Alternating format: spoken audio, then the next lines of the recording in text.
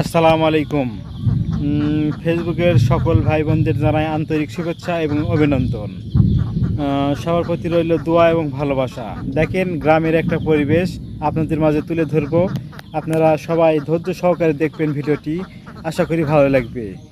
আপনাদের জন্য আমরা নিত্য নতুন নতুন নতুন ভিডিও তৈরি করি। আপনাদের একটু ভালোবাসার আশায় আমরা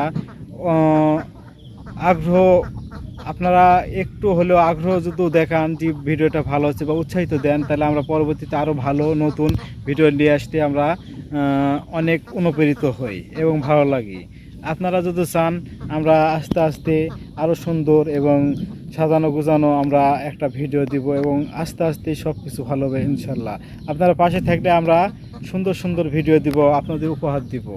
দেখেন আমি দেখাই, সামনে ক্যামেরা দিয়ে দেখাচ্ছি, আপনারা দেখতে থাকুন, সাথে থাকুন।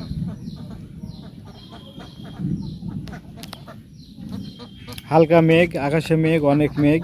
দেখেন এই যে হাঁস উঠে যাবে, আকাশ খুব দেখতেছে। দেখেন এই যে আকাশ দেখতেছে, এই যে আকাশ মানে এখনো ক্লিয়ার হয়নি। বিগত 15 দিন থেকে বর্ষা ধরে আছে, মাঝখানে 2-1 দিন রোদ হলো, আজকেও রোদ হলো সকালে। এখন আকাশ খুব মানে গন্ডগোল দুপুরের পর থেকে।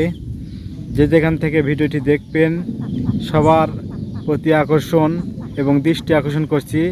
দেখেন আকাশ কীভাবে দেখতেছে। আমরা প্রতিনিয়ত আমরা সব কিছু করি ভুল, আমরা সঠিকভাবে করার চেষ্টা করব। আমরা কোনো মিথ্যা কথা বলবো না, সঠিকভাবে চলার চেষ্টা করব, কাউকে ঠকাবো না, সবাইকে আমরা ভালোবাসা দিব, সবার ভালোবাসা নিব আমরা। দেখেন এই সাইডে দেখাই, এই সাইডে ধান, এই যে অনেক সুন্দর হয়েছে ধান। আমরা চেষ্টা করব সবাইকে ভালো রাখা এবং নিজে ভালো থাকার, তাহলে আমরা ভালো থাকবো, দেশ ভালো থাকবে, সমাজ ভালো থাকবে। সবার ভালো থাকাই আমাদের ভালো থাকা। আমরা যদি আরেকজনের ভালো না চাই তাহলে আমরা নিজেও ভালো থাকবো না।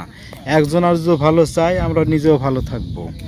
এজন্য দেখেন গ্রামের একটা পরিবেশ, আমরা নিজেরা ভালো থাকবো, অন্যকেও ভালো রাখবো, রাখার চেষ্টা করব।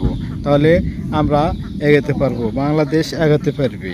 তাহলে আমরা সুন্দর একটা পরিবেশ তৈরি করতে পারবো।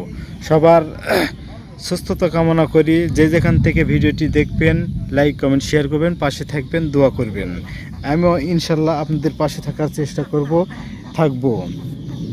সবার সুস্থতা কামনা করি। দেখেন ওই পাশে দেখেন, এই যে এখনও যে আবর্জনা আছে ভিয়ে, তাহলে সব পরিষ্কার করা হবে আস্তে আস্তে। খুব সুন্দর একটা পরিবেশ তৈরি হবে। এরপরে এই ধান কাটার পরেই আমরা বিছন ফেলবো, বিছন ফেলার পর আমরা আবার ধান বীজ ফেলবো, তারপরে ধান আবার লাগানো শুরু। সবাই ভালো থাকবেন, সুস্থ থাকবেন, সবার সুস্থতা কামনা করি।